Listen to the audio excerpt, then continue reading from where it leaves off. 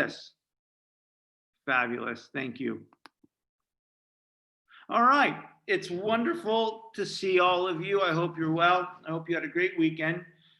So let's continue our reading of book 2, which, as I said, is one of the more important books in an extraordinary important book.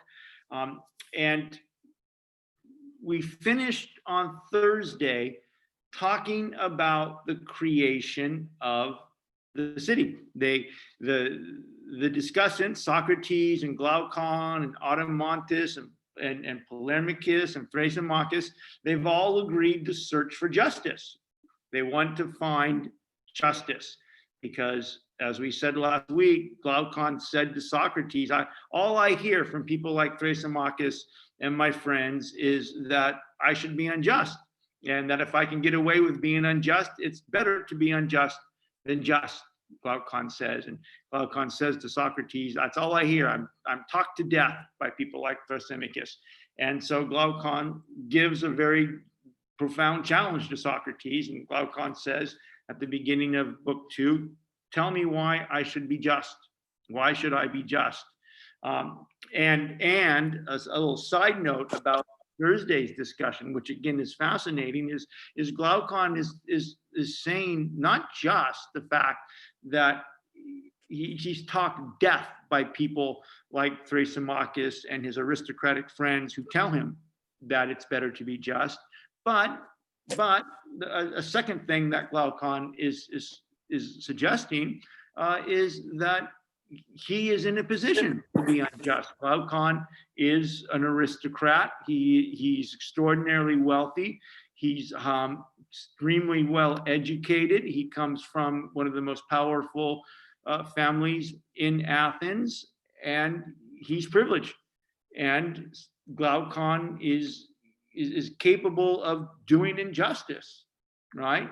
And so he asked Socrates to demonstrate to him why he should be just. And that gets the search for the just city underway. And so they start to theorize and speculate at a very basic, organic level, to be sure, about how cities come into being. And the really important things to take about this is one, this is a kind of organic explanation of Plato's very, very account almost of human nature and politics.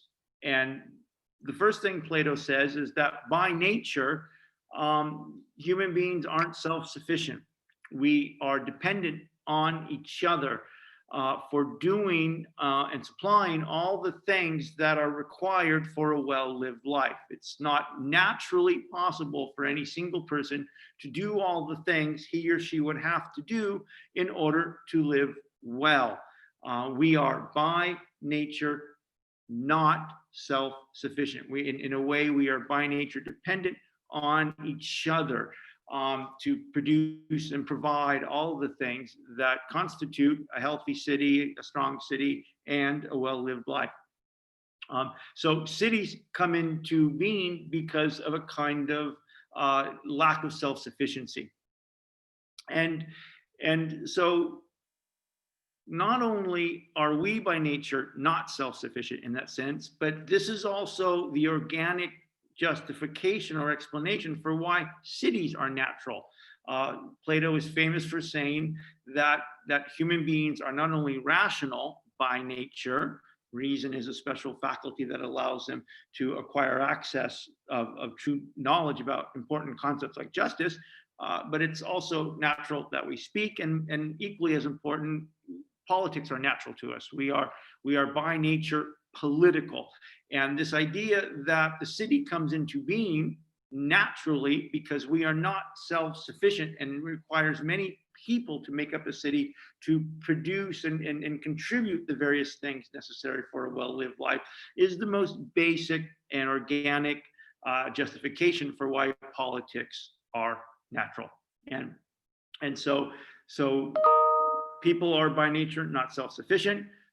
The city is by nature, we are political by nature because we require each other to live well, and we live in cities. And also one more thing that was really important was the argument of specialization, right? Socrates says, well, look, haven't you ever noticed that people are by nature particularly good at one thing and not necessarily good at others? People by nature have specific talents. And the argument here is that nature has kind of written into our souls, written into our DNA, written into our souls, written to our beings, a particular talent or aptitude or capacity that is unique to us in some way. And so Socrates says, look, if you look around, you notice that people are naturally good at certain things. Some people are naturally good at baking. Some people are naturally good at building houses. Some people are naturally good at being accountants or doctors, whatever it might be. You get the idea. And so what we need to do is make sure that people, one, figure out what they're good at, what are my natural aptitudes, and encourage those people to cultivate those talents and then share them with the city. And so that was a kind of recap of, again, a very basic but organic account of how cities come into being, right? And Socrates kind of concludes this section on page 49 by saying, look, these people are living well. They know who they are. They know what their natural talents are. They've cultivated them, right? They've shared them with the community. The city produces what it needs out of its own resources. This is the key. The city, whatever this city is that they've kind of organically and kind of logically constructed, right, is able to produce what it needs. The city can produce what it needs because the baker's baking and the guy or the woman's making the house and someone's doing the accounting and people are doing what they're supposed to do by nature, and they're contributing those talents to the city. And therefore, you've got this city of people who are producing the things the city needs out of its own resources. And this is the key, right? Whatever this city is, this city can produce what it needs. It can produce enough food. It can produce enough houses. It can produce enough baked goods, whatever it is. My jokes are getting ridiculous, but it can produce what it needs out of its own resources, right? And Socrates this is where we concluded on Thursday. Socrates says, okay, these people will, they'll work in the spring and the summer and they'll grow their food and they'll raise their kids and they'll be happy. They'll be happy. They'll be content and they'll be happy. And then one of the most important moments in the most important, forget from my point of view, forget not one of the most important, the most important moment in the entire book and in Western civilization occurs. And after Socrates has given this account of this kind of happy, healthy city, Glaucon interrupts him. And we're right at the middle of page 49. Glaucon interrupts Socrates right on the middle of page 49. And the text says, and Glaucon interrupted Socrates, saying, quote, and this is Glaucon to Socrates, this is Glaucon talking to Socrates, quote, you seem to make these men have their feast without relishes.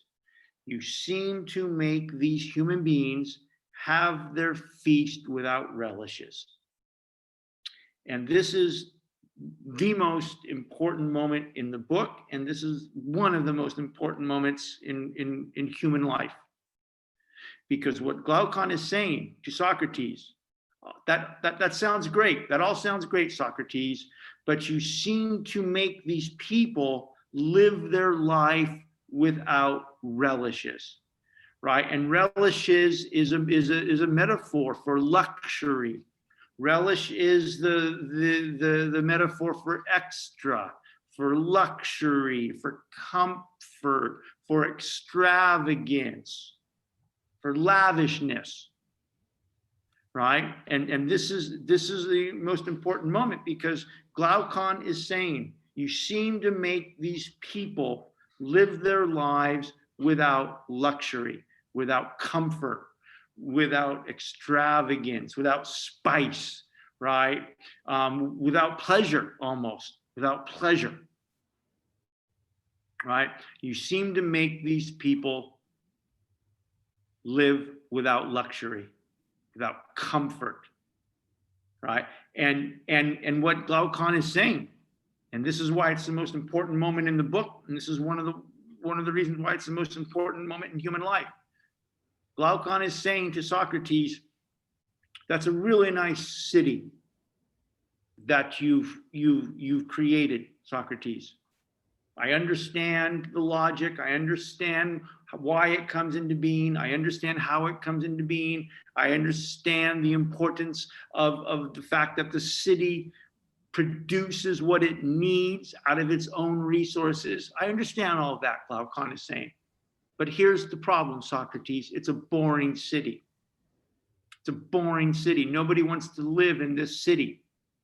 You seem to make these people live their life without relish, without luxury, without pleasure, without lavishness, without spice.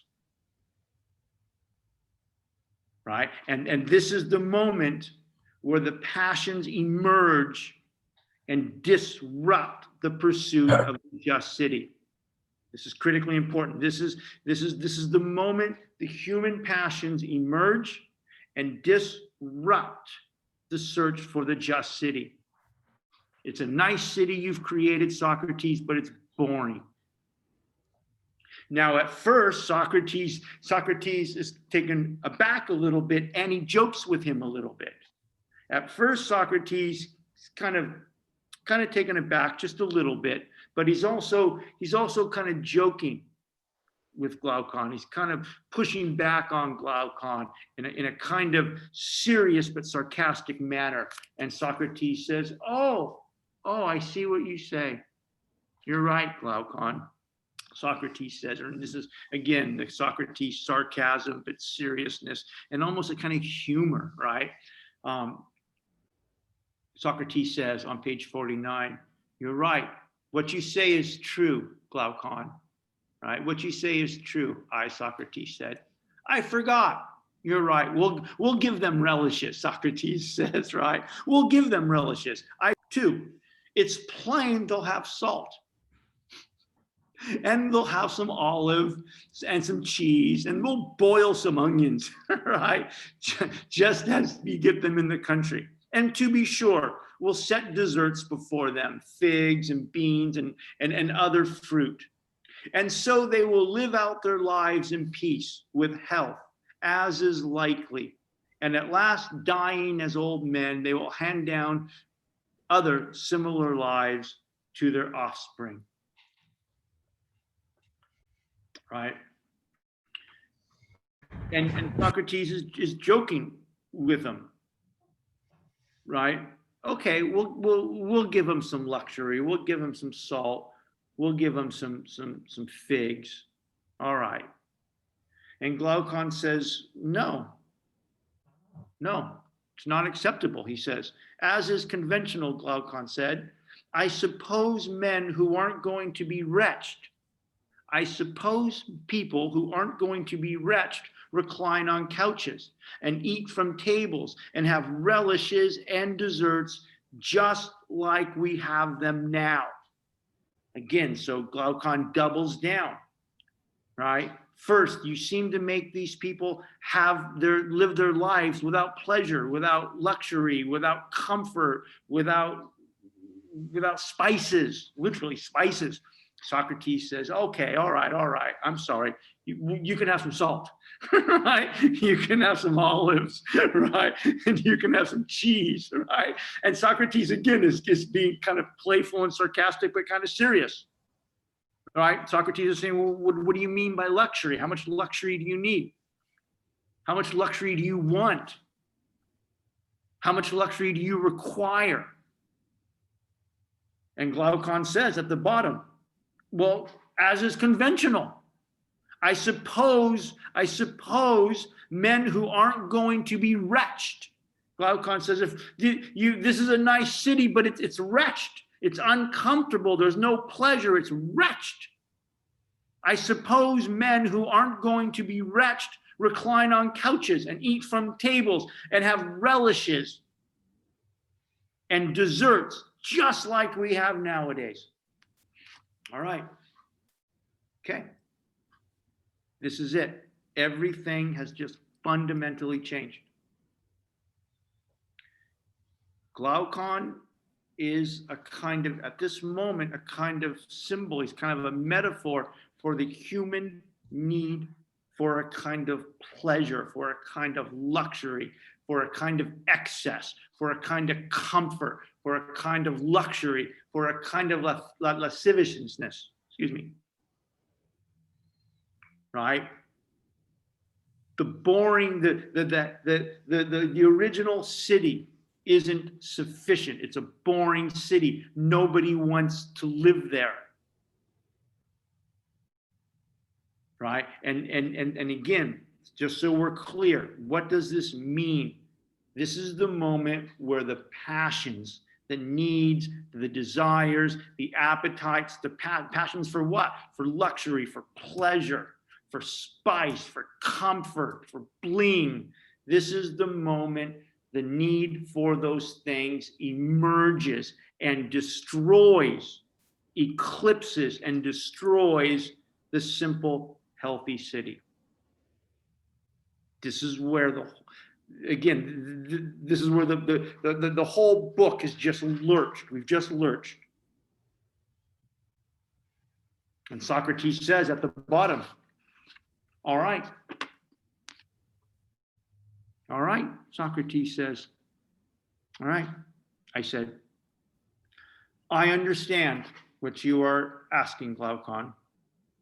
We are, Socrates says, as it seems, and then again, there's kind of a heaviness in the voice.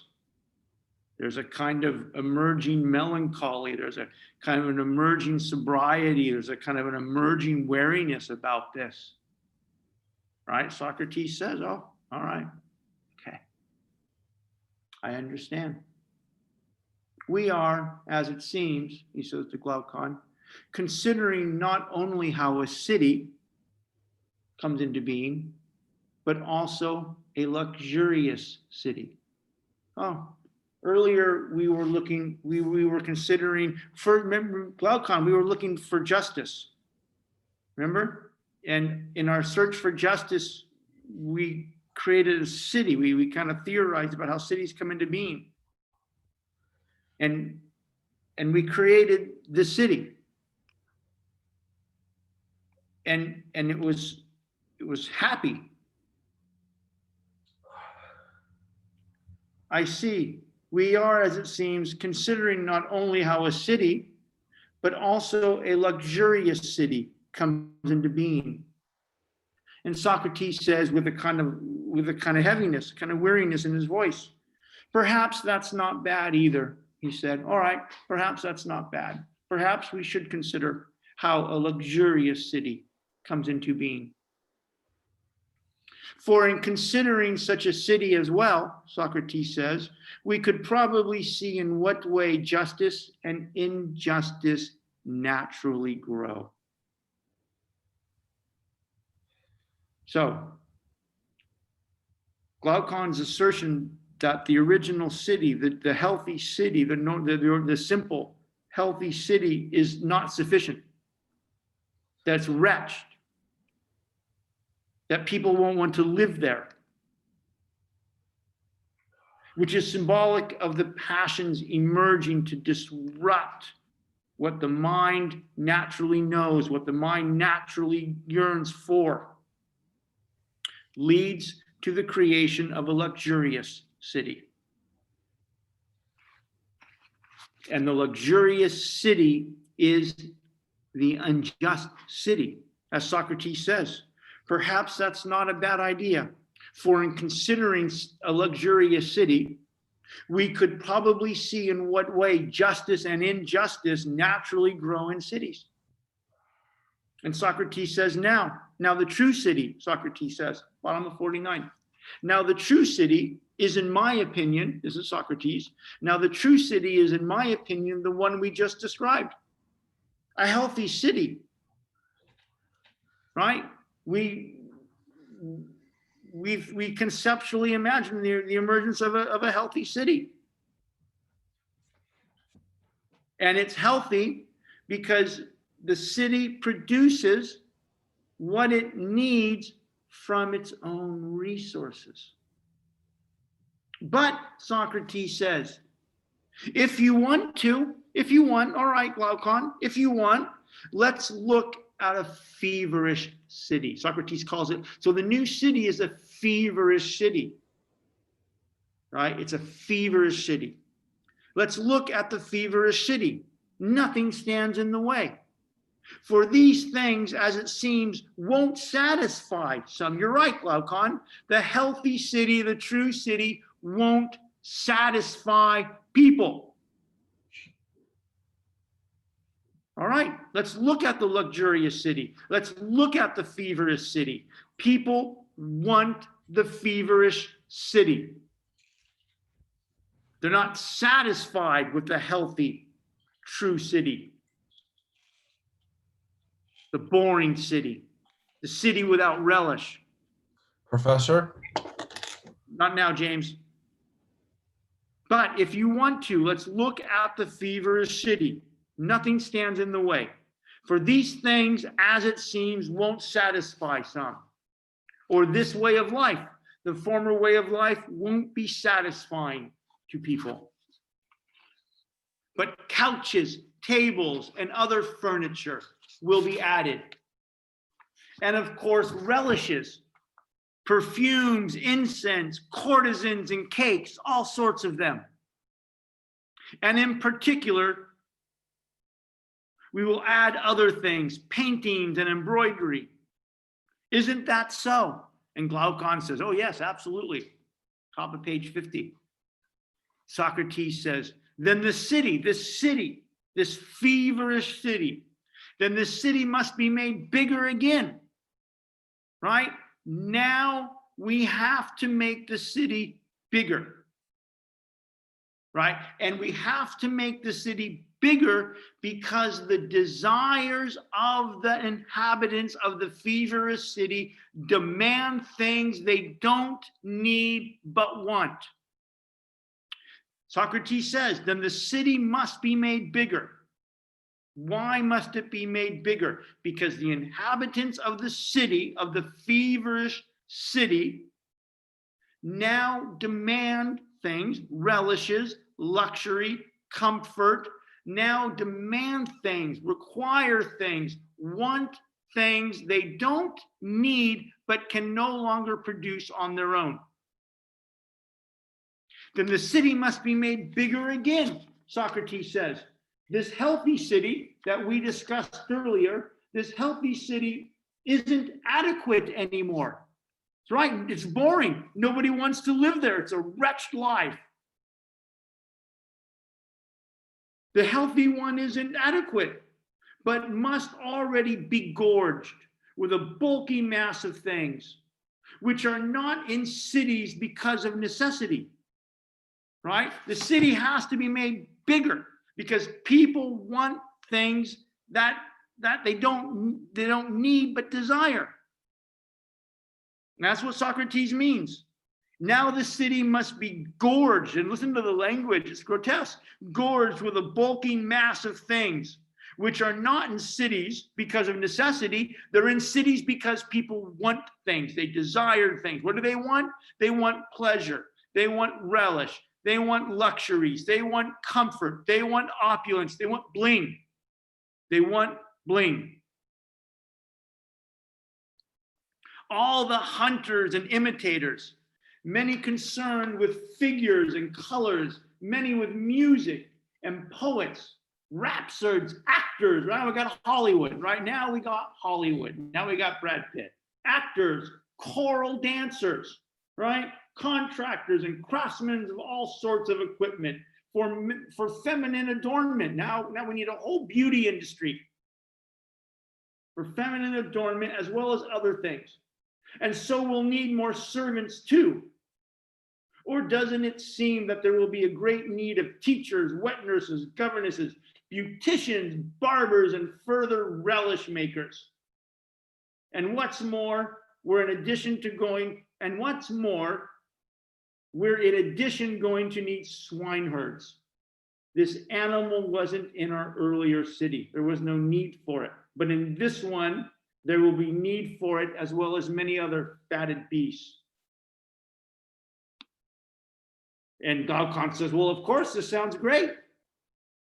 Socrates says, won't we be in much greater need of doctors if we follow this life?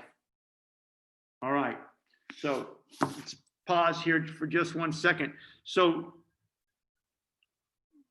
the true, the healthy, the potentially just city is rejected. And it's rejected because it is boring. There is no luxury.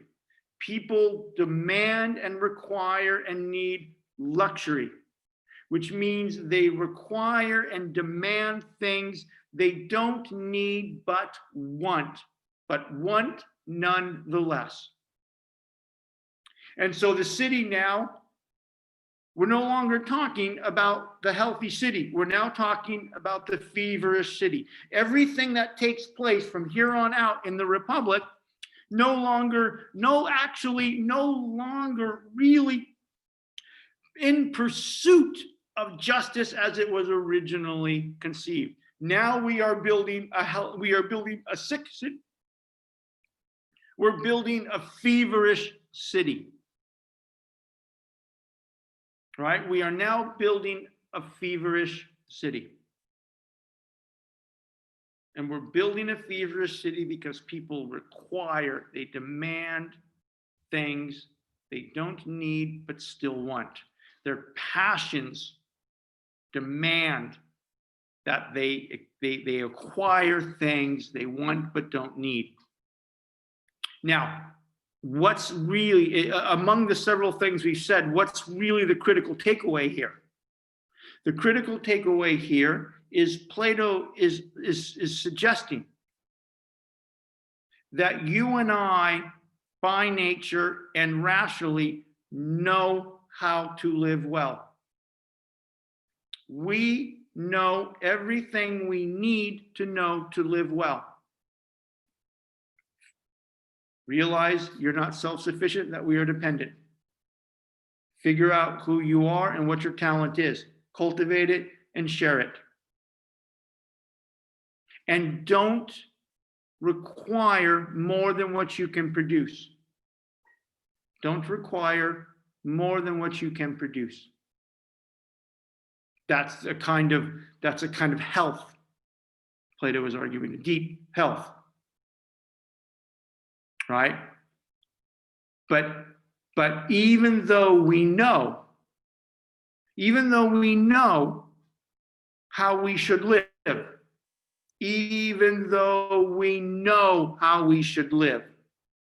every day we say to ourselves, now we're not just talking about Glaucon, we're talking about us.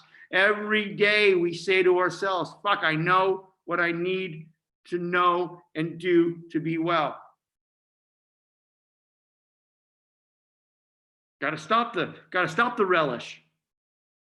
Got to stop the partying. Got to stop the bling. Got to stop chasing. Stop. I don't need all that stuff. I just want it. Why do I want it? Because my passions, my appetites and my desires and my needs, they overwhelm my mind. I want pleasure. I want to feel good. I want entertainment. I want excitement. I want the concerts and the choral dancers and the rhapsods, right? I want the party. I want the rave. This is the rave. They've just described the rave. They've described Beverly Hills. They've just described the A-list party.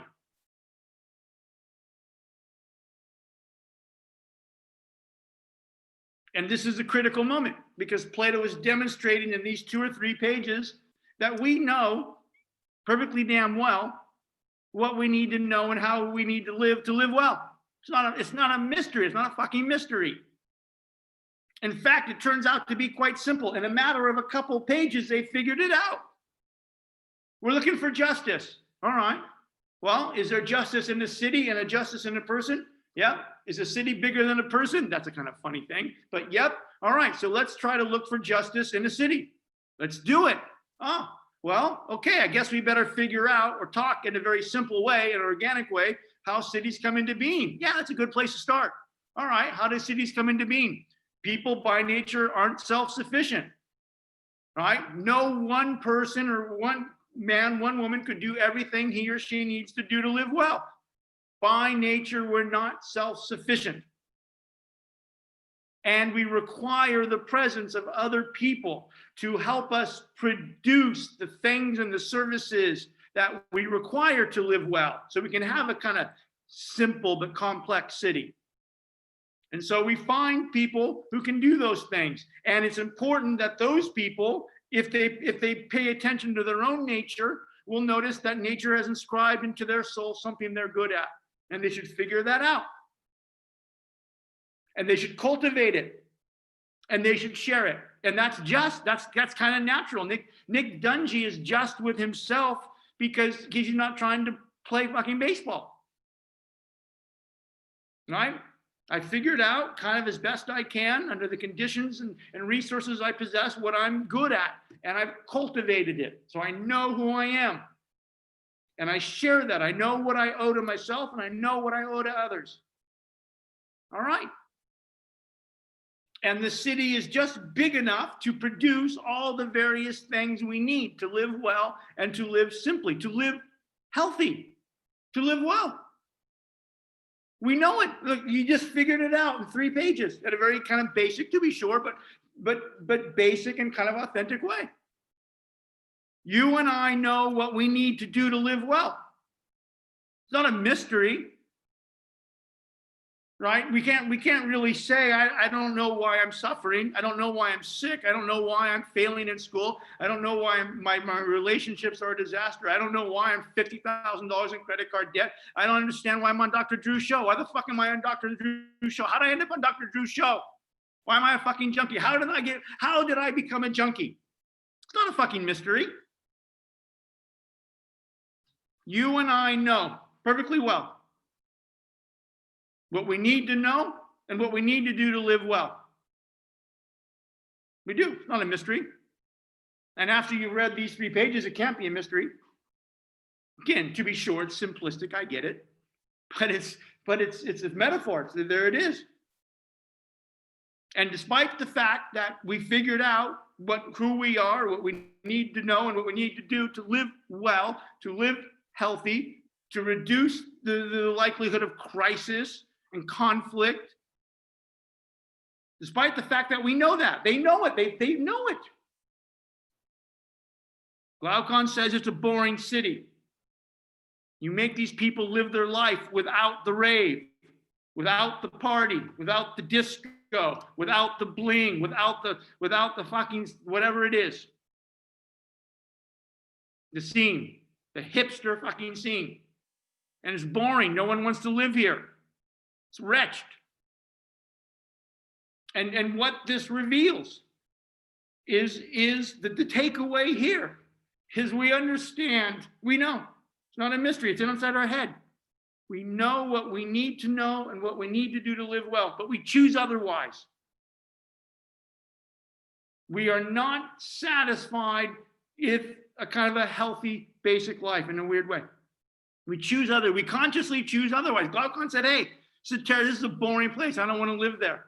Yeah, I get it, Socrates. I understand what you said. In fact, Glaucon has to say, what's kind of playful and beautiful about this part of the book is Glaucon was a participant in the creation of the city. He was there. He helped create it. So Glaucon can't say, hey, I didn't realize that. Right? He helped create it. Glaucon knows perfectly well, because he was a participant in the construction of a healthy city, what he needs to know and do to live well and to live healthy, to pursue justice, to be on the way. He knows perfectly well, but still the hand goes up. You make these people live a boring life, and nobody wants to live a boring life, Socrates. Socrates says, oh, all right. Okay. I thought we were looking for justice. All right. And we got on our way. Okay, but I see your point. You know, no one wants to live here. Okay. Then let's make a luxurious city. Okay. You want relishes? Okay. We can make that city. Nothing stands in the way. All right. City's got to be bigger. It's got to be gorged with a bulky mass of things that weren't in the old city because we didn't need it, didn't want it, but now we do. So now we have to add all these things. We got to talk about a feverish city, a city that's sick, that's feverish. All right.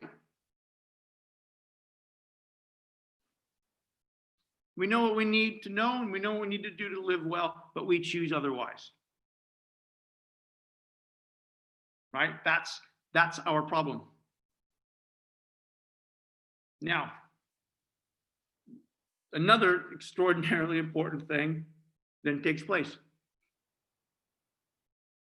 And Socrates says, very casually, 3/4 of the way down on page 50.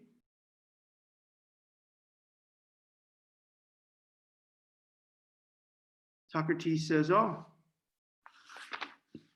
the city's got to be made bigger.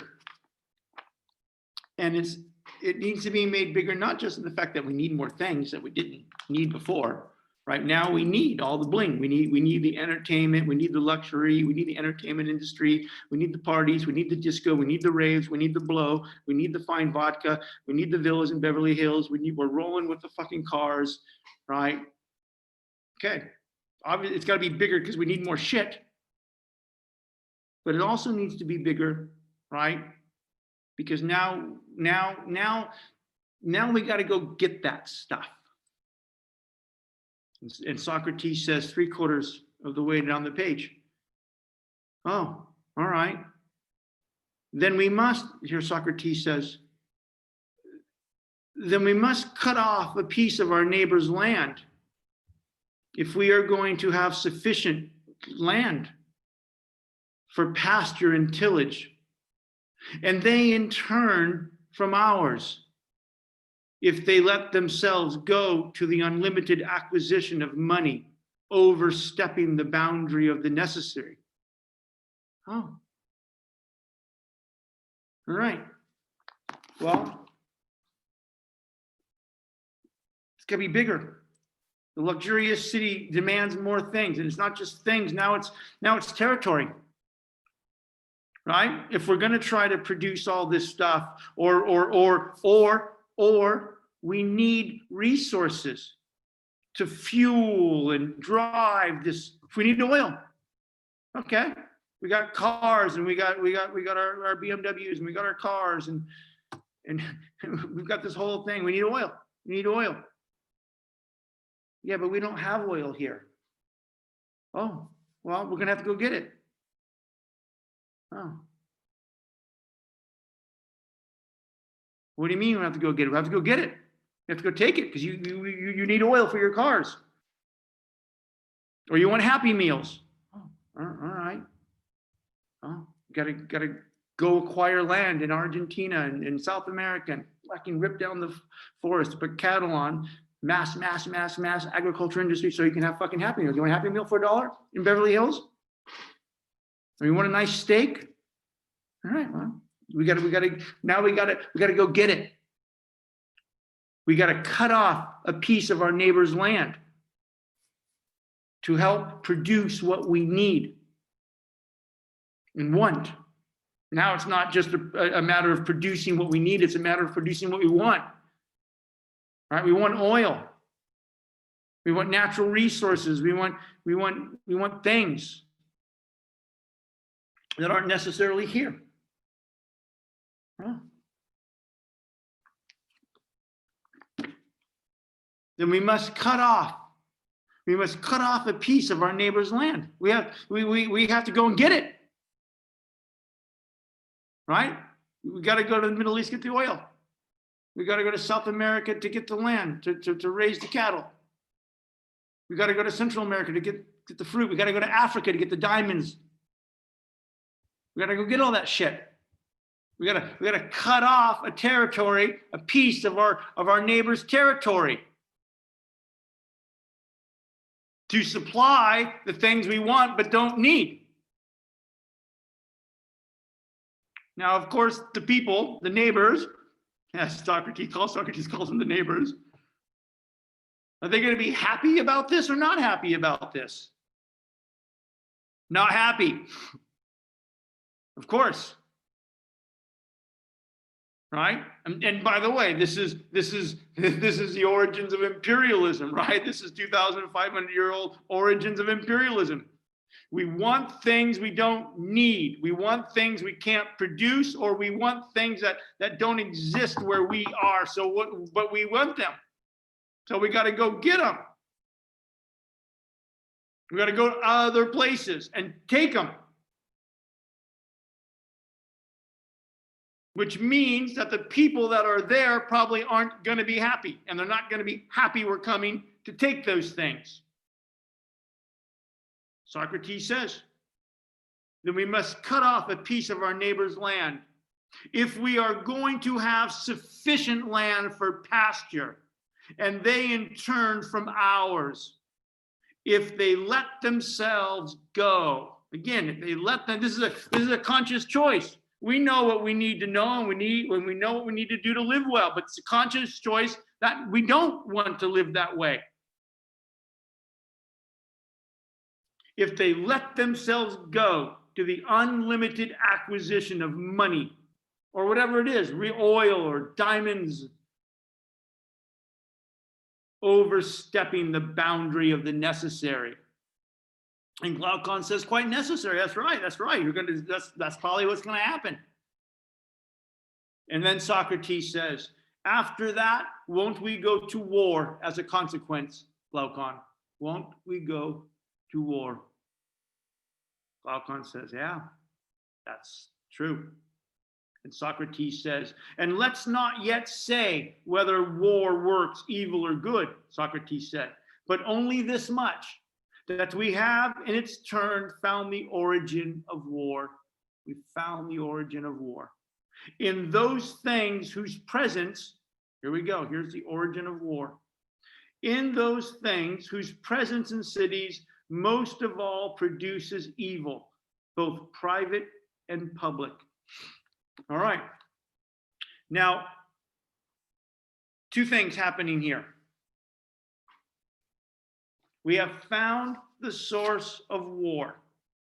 Now, Socrates is talking about it kind of geopolitically, right? We want things we don't need, but can't produce or don't have naturally for whatever reason.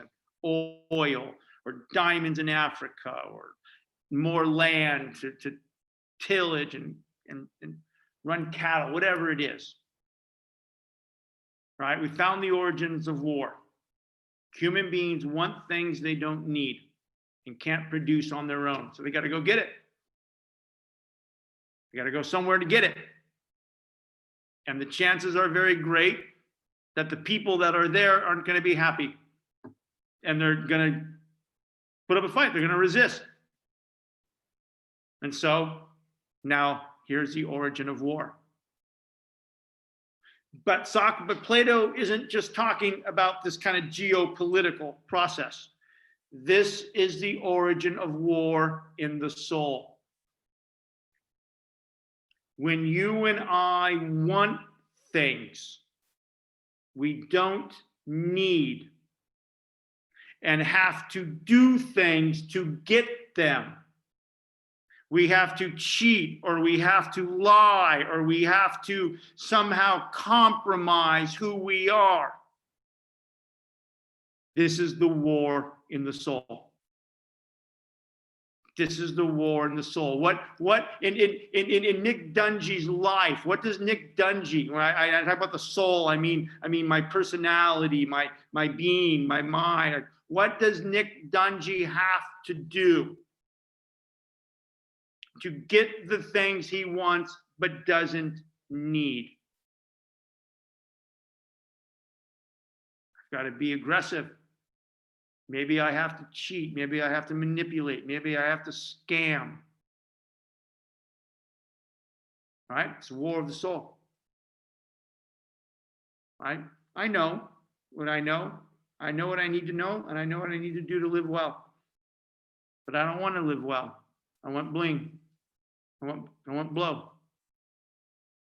I want pleasure. I want relish. All right. Now I've got a war inside of me. I know who I need to be. I know what I need to know, and I know what I need to do to fucking live well. But now there's a war inside my soul. I don't want it. I'm driven by my passions. I'm driven by desire. I need the blow. I need the bling. I need the rave. All right. I got a war in my soul. Now I want things I don't need. I want things I don't need. All right. What does Nick Dungy have to do to get the things he fucking wants but doesn't need? All right. Well, I got to go out and get them. I got to acquire the bodies of other people. I got to manipulate people. I got to acquire people. I got to use people. Maybe I got to lie. Maybe I got to cheat. Maybe I have to hustle. Now I got a war in my soul. This is the origin of the war in the soul, the war in the mind. You and I know who the fuck we are. We know what we need to know, and we know what we need to do. But we don't fucking do it. Because we want things we don't need. And that's the origin of war. It's the origin of war in the soul. And now I'm at war with myself. I'm at war. The rational part of myself that knows is at war with the part of myself that is hungry. That wants the cocaine, that wants the vodka, that wants the bling, wants the sex, wants the pleasure, wants the rave, wants the fucking heroin. Whatever it happens to be. So this is the war. This is the origin of injustice in our minds. You want to know how one begins the path of becoming unjust? It's right now. It's right here. You're at war with yourself. You know what you need to do, but you don't do it because you want things and you can't control your wanting. Now you're at war with yourself. And this is going to put you at war with other people. And this is going to put the new feverish city at war with other cities.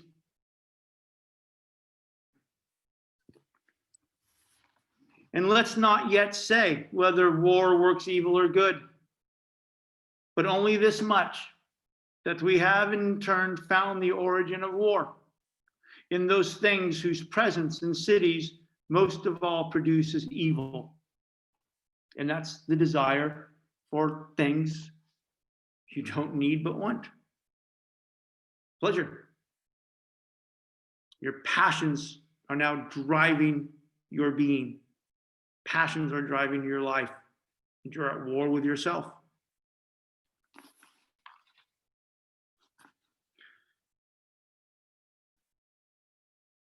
And this, again, things just start to just kind of get worse.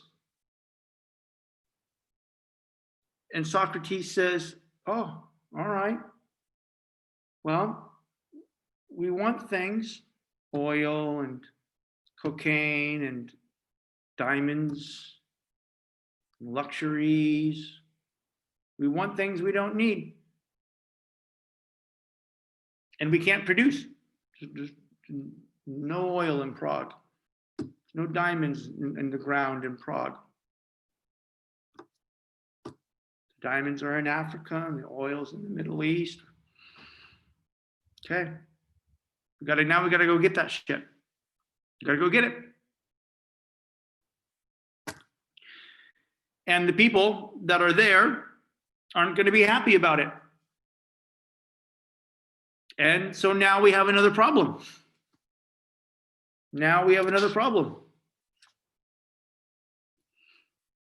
Now we have to raise an army. Right? We found the origin of war. We gotta go get the oil. Literally, we gotta go.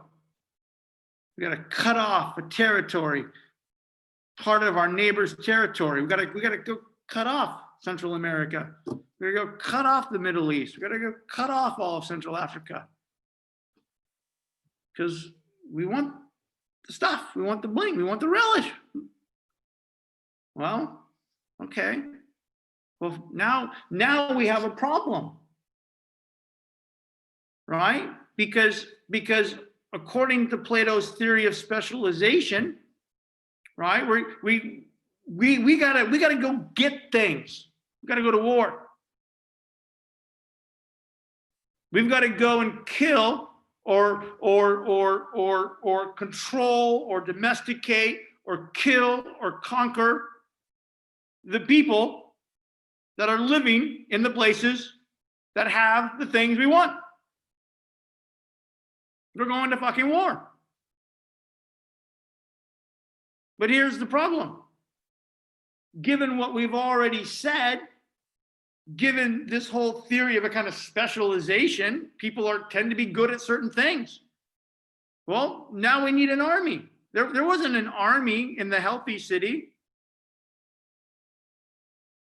Right? There wasn't. I mean, I suppose we hadn't gotten that far, but as far as we got, there was no army. Didn't need it because we produced what we needed and we didn't want what we couldn't produce. We didn't have an army, and we didn't have an army because we didn't have to go cut off a part of our neighbor's territory and in the process subdue or subject or kill or control them. But now we got to get that stuff. And we need people to go get it. Who are the people that go and get it? They're soldiers. Now we need an army. We need guardians. This is the emergence of the entire discussion of the guardians. We need guardians. But again, the problem, Plato's whole theory of specialization. Can you send Nick Dunge, can you send the accountant to go get the oil? No. Can you send the professor to go get the oil? No. Can you send the barber to go get the oil? No. Can you send the accountant or the baker or the dancer? No. They're going to make terrible warriors. Huh. So now we need an army. And we need to find the right nature of the guardian. We need to find the right people. Because you can't send the professor. Can't send the baseball player. Can't send Taylor Swift. Right? You can't send those people to go kill people. They're going to suck at it. And they're not going to get your oil. So we need an army. But now we've got to find the right nature, right? Remember back in the healthy city, we agreed that nature kind of writes into people a specific kind of talent, right? Okay. Now we have to find people with the appropriate natures to be guardians. Now we have to find people with the appropriate natures to go and kill other fucking people to give us the shit we don't need but want. Yeah, and welcome to America. Welcome to the fucking working class. Now we got to find people with the appropriate natures to go and kill other people so you and I can have the shit we want but don't need. All right? So now we have to raise an army. Now we have to theorize and conceptualize the creation of a guardian class, of a warrior class. Again, because I can't go get it. Gabe can't go get it. James can't go get it. But Sarah can't go get it. Alvin can't go get it. Okay. Now we got to find these people. And now we have a problem. What kind of nature, right, is best suited for killing other people to give to us, people that they don't really know, to get us, for us, this shit we want but don't need. It's an extraordinary problem, right? Right? We got to find people to go kill other people and in the process lose their life to get the shit we want but don't need. Right? How the fuck do we do that? And by the way, who are those people? It's a hell of a problem.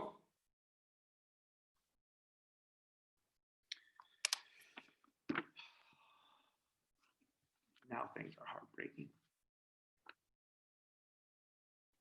Top of page 52.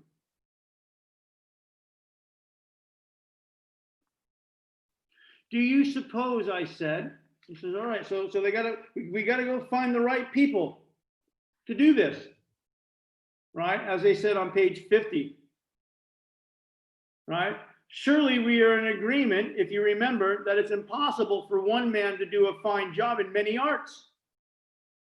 What you say is true, Glaucon said. Well then, I said, doesn't the struggle for victory in war seem to be a matter for art? That's true. Right. Should one really care for the art of shoemaking more than the art of war? Not at all. All right. Then we've got to find people who are guardians. And we got to find the right nature. Then on page 52, Socrates says, and again, this is just heartbreaking, the metaphor, symbolism of what this is. Do you suppose, Socrates said, that for guarding there is any difference between the nature of a noble puppy and that of a well-born young man? Right? We got to find people with the natures of kind of dogs, noble dogs. We've got to find people with the natural dispositions, the natural capacities of dogs, of noble dogs.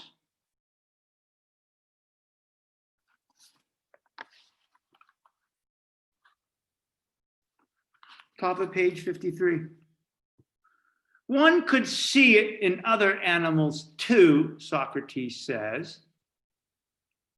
However, in the one we compared to the guardian, you know that by nature, the disposition of noble dogs is to be as gentle as they can with their masters and people they know, and hostile and aggressive with people they don't. So we got to find people with the natural dispositions and capacities of dogs. Because dogs are these extraordinary things, because you got to train them. And in training them, you're harsh with them. You kind of spank them and you're harsh.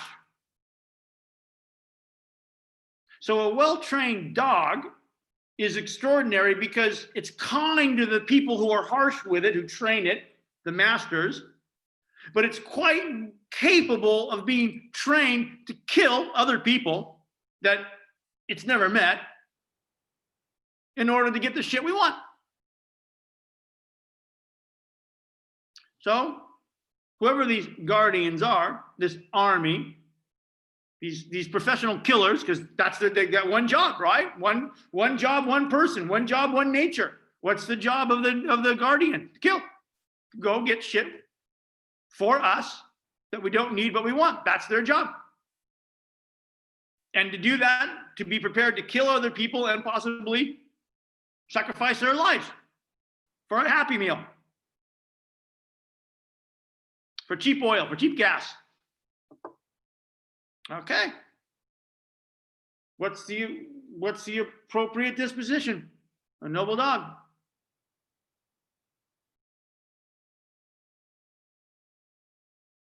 Someone who can be trained, who's smart enough to be trained, and can be trained in such a way that no matter how hard the master is, us, right? They will never be angry. These warriors, dogs, will never be angry, but are sufficiently trainable to go and kill other people they've never met. They don't know. People who've never been harsh to them or angry with them or treated them poorly, to go and kill those people and risk their life in doing it for a fucking Happy Meal. So we need guardians. They weren't in the other city, but now we want things we don't need, and now we need people with a natural disposition to go get that shit, to kill other people. What's the natural disposition? Something that most resembles a noble dog. All right. We will end there, and on Thursday we will begin the education of the guardians. And then we will finish book 2 and begin book 3. The outline for book 3 will be up tomorrow. Have a great day. Much love to all of you. Thank you. Thank you. James, you had a question real quick? Yeah, so 2 really quick questions. Yep. One is on page 46 and 47, Plato discusses one man, one art. Is this the idea of specialization? Yep. That is absolutely specialization. And then the second one is the description of the feverish city sounds like decadence to me. Could we It is describe that decadent. as decadence? The relish is decadence. Just excellent. Those were the 2 questions I need clarified. Yep. Kent, love you guys, man. Thank you, Professor. Yep. Be Thank well, you, guys. Professor. Yep. Love you guys.